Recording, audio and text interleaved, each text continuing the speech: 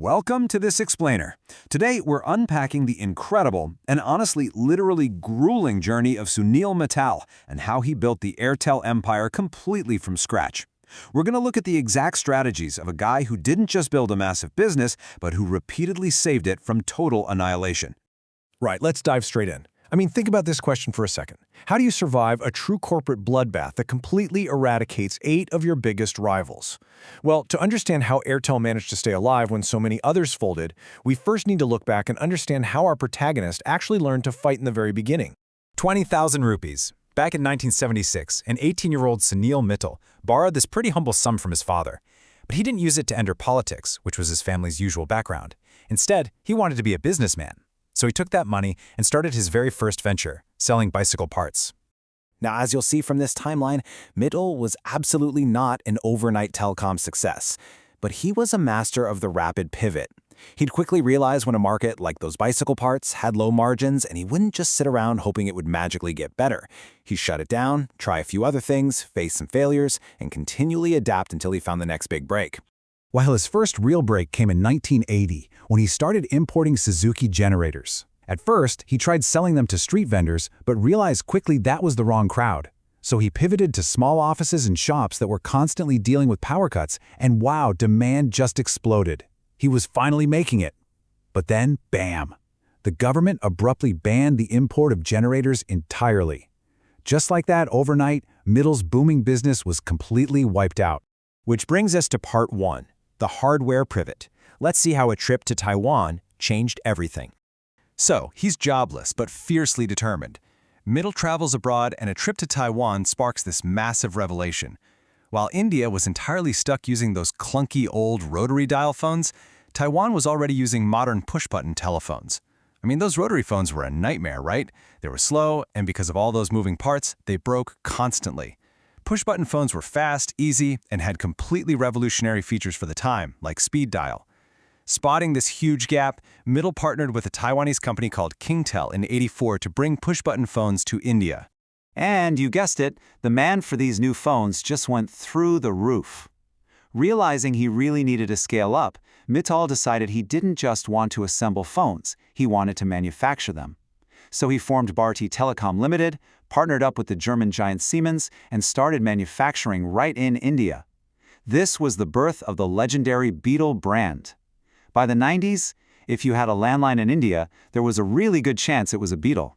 Moving on to part 2, the network gamble. This is where mobile licenses finally open up. By 1992, Mittal had this great hardware business humming along. But while on a family vacation, he caught wind that the Indian government was finally opening up mobile telephony to private players. He immediately rushed home, but hit a massive roadblock. The government mandated that anyone applying for a license absolutely had to have prior experience running a telecom network.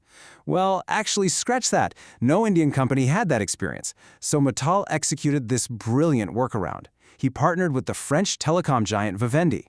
That collaboration gave him the required experience on paper and brought in a heavy-hitting tech support system. Because of that strategic partnership, Bharti secured the license, establishing Bharti Cellular Limited in 1995. Airtel was officially born. Of course, simply getting the license was literally just day one. Building an entire network from the ground up, that required immense capital. And in a completely unproven market, banks were super hesitant. But Mittal hustled, eventually convincing investors to fund the vision.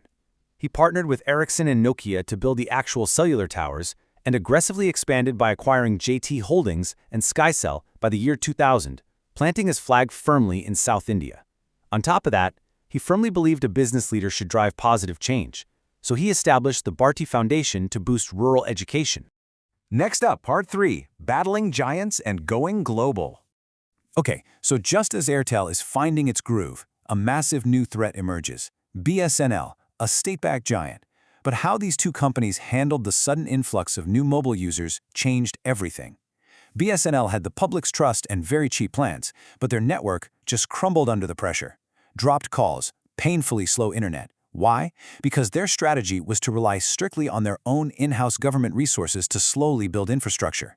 Mittal took the exact opposite approach. He didn't wait around.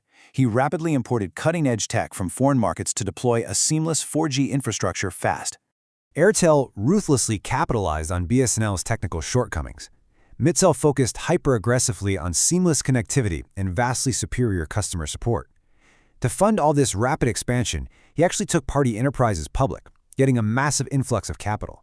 By proving that sheer agility and high quality could beat a sluggish, state-backed giant, Airtel successfully captured both the urban and rural markets. $10.7 billion. Just let that number sink in for a second. Flush with domestic success, Mittal makes an incredibly bold global play in 2010. He acquired the African operations of Zain Technologies for that staggering sum. Africa was this diverse, deeply challenging market, but Mittal adapted. He introduced affordable plans so lower-income populations could finally access mobile services, officially turning Airtel into a global player. Which sets the stage for Part 4, the telecom bloodbath. Enter the 2016 disruption. By 2016, Airtel was an absolute titan, totally at the top of their game, but they were about to face a real existential threat. Jio entered the market, and their strategy was a masterstroke of pure disruption. They offered unlimited data and voice calling at 4G speeds entirely for free. Seriously, the market had never seen anything like it. It was such a shock to the system that Jio captured 100 million subscribers in just 170 days, shattering literally every telecom record in history. The sheer devastation of that move triggered an absolute bloodbath. Before Jio, the Indian telecom market was packed with around 12 different operators. This free data assault forced companies to just bleed cash. By the time the dust settled, 8 operators, guys like Aircel, Telenor, and Tata Docomo, were either sold off for scraps or totally dead. Only 4 survived: Jio, Airtel, VI, and a barely hanging on BSNL. So how in the world did Airtel make it onto that tiny survivor list? Well, while competitors were folding in sheer panic trying to match free services they couldn't possibly afford, Mittal kept his cool. It was a masterclass in corporate survival. Instead of engaging in a race to the bottom, he quietly and strategically swept up the assets and spectrum of his dying rivals. He took their infrastructure and used it to rapidly expand Airtel's own 4G coverage across the whole country.